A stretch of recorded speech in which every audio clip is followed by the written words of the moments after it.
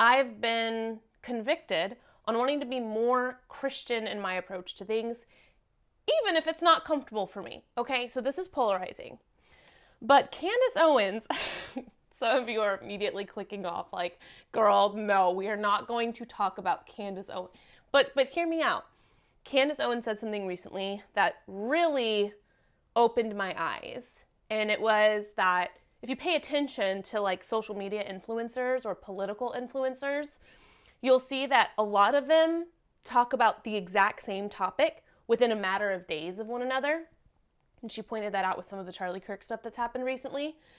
And I had like this light bulb moment of, oh my gosh, she's right. I have seen that before, but I wasn't super conscious of it. And all of these different influencers, and we'll get into a few of them in a second here, they work for different overlords. None of them are independent, but they have different bosses that fund them, right, pay their salary. And yet they're all talking about the same issues, sometimes the same, trending viral video of that week. And they all come out with their own commentary on it in the same week.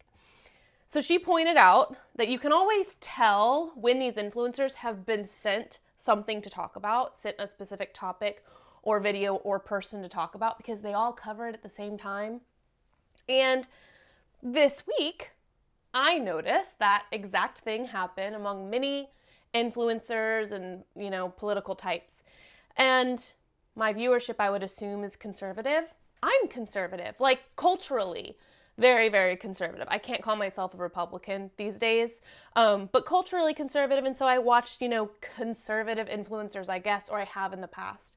And my YouTube subscriptions was giving me all of the same topic that these people were discussing. And it is the topic of Islam in America. Okay, so a few of these were like Lila Rose of Live Action, right? Great pro-life advocate. A little iffy on some of her other stuff, but she had this. Sharia law in the West. That's kind of scary. Oh wow, that's interesting. I didn't realize how similar these two titles were. Allie Beth Stuckey, who's this Reformed Calvinist type that really, really loves to misrepresent Catholicism. Sneaky Sharia. And she has this picture of a Muslim flag over Texas. That's a little spooky. Matt Walsh, this American city has officially become an Islamic capital. By the way, guys, these were all in the last 3 days. Ben Shapiro, we love Benny. Islamic group caught paying leftist protesters. Some Islamic group in the United States, of course. And then we have Steven Crowder, always titillating. Islam, period, is, period, violent. Islamizing, is that a word? The USA. Okay.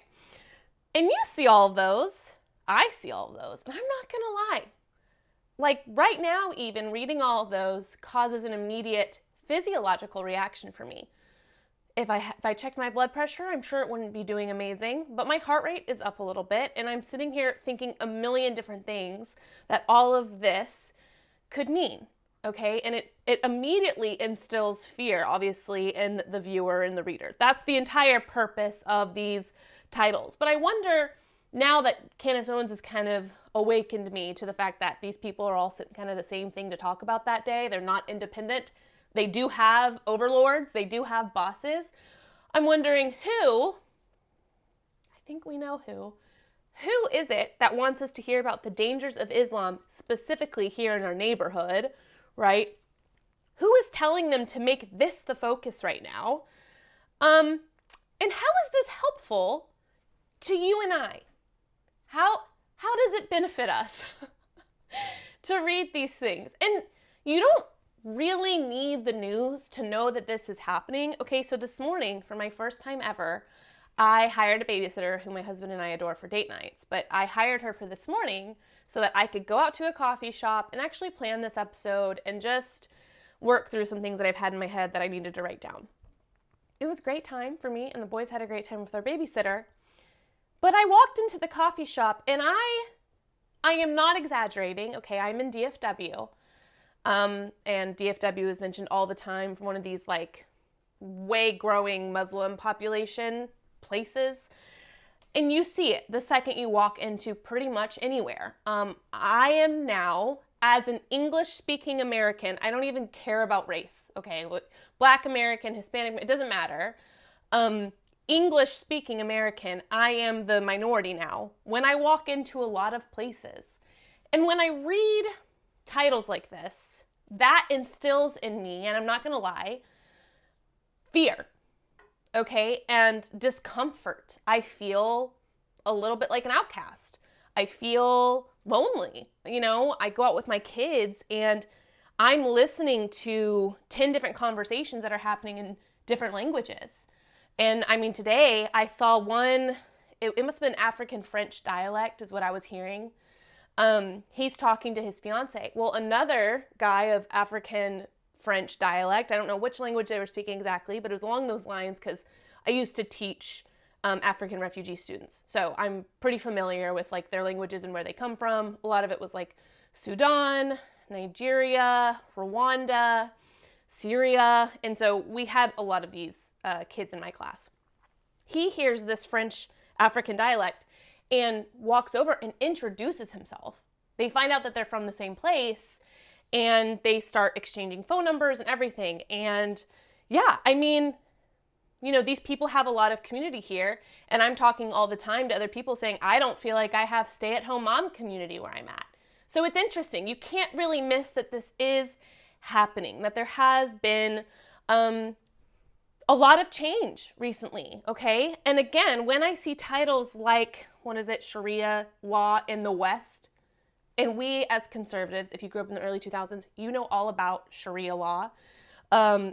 It's like, to me, it's just kind of an attempt to freak people out about Islam. And I'm not one to gaslight, okay? I'm not one to sit here and say that there aren't scary things about the religion of Islam, okay?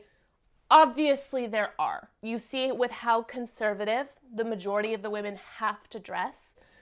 You learn about their founder, right? Muhammad, and the fact that he married a 6-year-old. And then I think like their followers will say, well, but he didn't have intimacy with her until a few years later. It's like, that can't be your only defense, you know? So freaky things about Islam in general.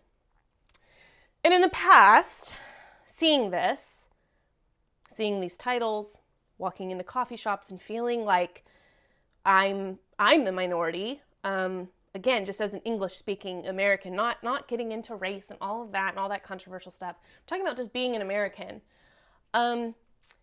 It strikes a lot of fear and anxiety in me.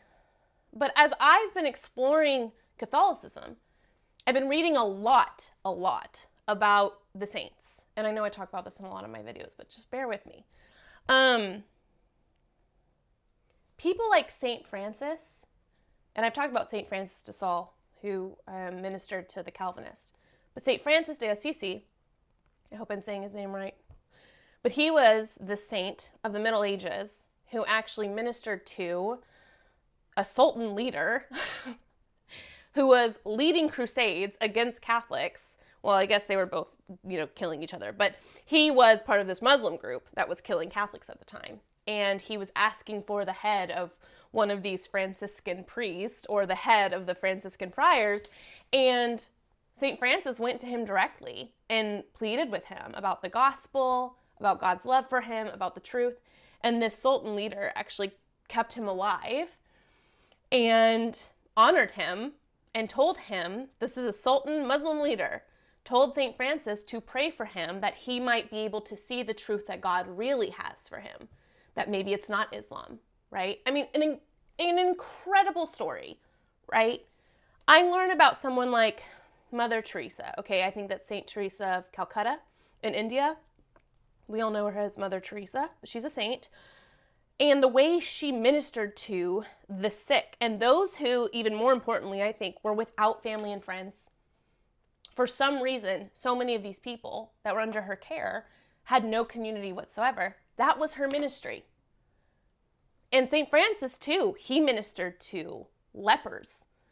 And that was something actually prior to his conversion. He was terrified of lepers. Everyone was, but he especially, because he came from this wealthy, privileged family. And so after his conversion, he started ministering to and taking care of these sick lepers. And so you have these two beautiful saints, oh my goodness, who really affected the church and Christians all around them for the benefit of eternity. And they weren't consumerists, they weren't materialistic, they were actually against those things. They weren't for a high state, a high profile in society or in the state that they were at. They just were loving the least of these. And that's what Christianity is, right? I am not good, and I've learned this through my Protestantism. I saw all the time, like this idea that once you've professed faith, you're good to go. And that's just, I don't believe that's how it works. I heard someone else say the other day, like someone got asked, why are you speaking out so much about what is being done to the Palestinian women and children? Like tens of thousands have been killed. Innocent people have been killed. Why do you speak on that so much? And they said, I'm trying to get into heaven. And that is a very controversial statement for Protestants. I mean, they will get very upset hearing that. But as someone who's now in confirmation classes for Catholicism, for the Catholic Church, that resonated with me deeply. Because prior to Catholicism and seeking out that truth, I was told you profess your faith and then you kind of just move on. God's going to give you fruit passively. That's just going to happen in your life. So even if you sin or you do something heinous or you have these really, sinful feelings in your heart towards people or towards things that you're not really trying to even be conscientious of, you're forgiven and you're going to have fruit on some level because you've professed faith in Jesus Christ. And so you're good. And there's not a whole lot of conviction, right, about your heart condition. It's very different for me when it comes to Catholicism. There's other scripture that are emphasized as I've been reading about Catholicism, like Paul says to work out your faith in fear and in trembling. And Jesus Christ says that whoever loves the least of these loves me. And he says that the two greatest commandments are to love the Lord your God and then to love your neighbor in the same way. Like really convicting stuff. And that means loving your neighbor, whether they are Christian or Muslim or atheist. So I hear those verses and I read about Mother Teresa and St. Francis, or oh my gosh, St. Sebastian, right? Someone tried killing him with arrows when he actually tried to minister to like the Diocletian rulers and the Diocletian persecution. He was, a nun actually took care of him and helped him like get into better health after they tried to kill him with arrows. He went back to the emperor and again pled with the emperor to repent of their sin, and then he was clubbed to death. Like, can you imagine? It's so radical, that Christianity. That Christianity is so radical, but I have this really strong, uncomfortable feeling that that is Christianity. And I'm like thinking about that while reading titles like this that are basically, let's all be real. They're very titillating, of course, but it's also like, be terrified of these people. Be terrified of this change that's happening. Be terrified of what they believe. Be terrified of what they're capable of. And it's like, again, I'm not going to gaslight anybody. There are some elements that are scary, okay? Obviously, I believe Christianity is superior to Islam for a multitude of reasons. One of the biggest ones being that, Christianity considers all human life to have dignity. That's a very unique Christian belief that is not held the same way in Islam. We all know that. I don't need to get into it. There's another part of this too that emphasizes kind of the fear I have, which is that I'm a mom. I have children. The thought of my children being raised in a place, obviously where women and children are not seen with the same like love and respect that men are, that's intimidating. I'm not saying that that is what's happening, but that's how these YouTube titles and how we talk about this topic, that freaks me out, okay? And I think a lot of people can relate to this. And again, like Iraq just legalized 9-year-olds being brides to grown men. That is now legal in the country of Iraq. And we have people, we're seeing it with some of the Sharia law stuff, and I would not encourage you to go look at it. It just puts fear in your heart. Some people who believe in those sorts of laws are moving here. But what am I to do with that? Like, do I go out and protest families moving here? Really? Is that what I'm doing? Do I get involved in politics? No. Who has time for that? I have my own children. I'm going to try and homeschool. I want more kids. It's taken up all of my time. Truly, this is the only other hobby I have time for. But what do I do? I mean, that's a serious question. And I am a Christian first and foremost.